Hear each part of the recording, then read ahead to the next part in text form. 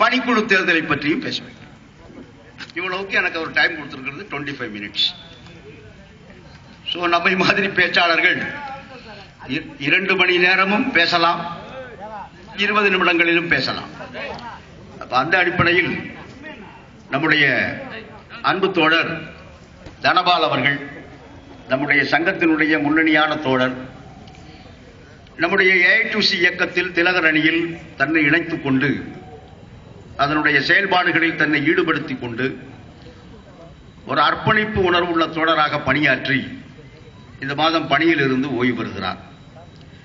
அவரை வாழ்த்தி வழி அனுப்பி வைப்பதற்காகவும் நாம் இந்த கூட்டத்தை இங்கே நடத்தி கொண்டிருக்கிறோம். இப்ப அவரை போன்றவர்கள் ஓய்வு பெறுகின்ற போது 7வது ஊதிய குழுவினுடைய பலன் கிடைக்குமா அப்படிங்கிறது ஒரு மிகப்பெரிய கேள்விக்குறி. நாம கோரிக்கை வைத்திருக்கிறோம் 7வது ஊதிய குழுவிடம் அதனுடைய பரிந்துரைகள் 1/1/2014 இருந்து அமல்படுத்த வேண்டும் என்று. சிதம்பரம் ஏற்கனவே 7வது சம்பள கமிஷனுக்கு வழிகாட்டுதல் கொடுத்துவிட்டு போயிருக்கிறார். உங்களுடைய பரிந்துரைகள் 1/1/2016 முதல் தான் அமல்படுத்த வேண்டும். 7வது சம்பள கமிஷனுடைய ஊதிய குழுவினுடைய அந்த ஊதியத்தால் ஏற்படக்கூடிய பலன் தொடர் தனபால் போன்று இந்த இடைப்பட்ட காலத்திலே ஓய்வு பெறுகின்றவர்களுக்கு கிடைக்குமா அப்படிங்கிறது ஒரு மிகப்பெரிய கேள்விக்குறி.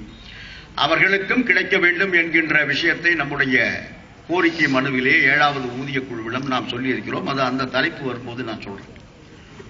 தோழர் அவர்கள் சிறப்பாக பணிபுரிந்து இந்த நாட்டினுடைய பாதுகாப்பிற்காக பணிபுரிந்திருக்கிறார். அது ரொம்ப முக்கியமான விஷயம்.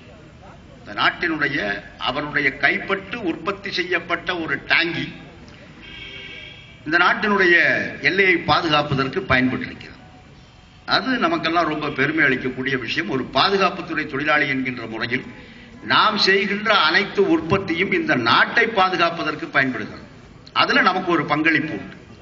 அப்ப அந்த பங்களிப்பை சிறப்பாக செய்த தோழர் தனபால் அவர்கள் ஓய்வு பெற்றுவிட்ட பிறகு தோழர் மூர்த்தி அவர்கள் சொன்னதை போல ஓய்வு என்பது எங்கு இருக்கு? மனிதனுக்கு ஓய்வு என்பது கிடையாது. அது இன்னொரு புதிய வாழ்க்கை. அந்த புதிய வாழ்க்கையில் சமுதாயத்திற்காக செய்ய வேண்டிய பணிகள் ஏராளமாக உண்டு.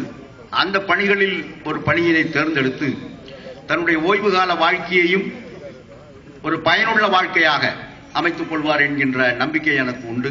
அந்த அடிப்படையில் அவரை வாழ்த்தி அவர் சிறப்பான ஓய்வு கால வாழ்க்கை, பணி ஓய்வு கால வாழ்க்கை அவருக்கு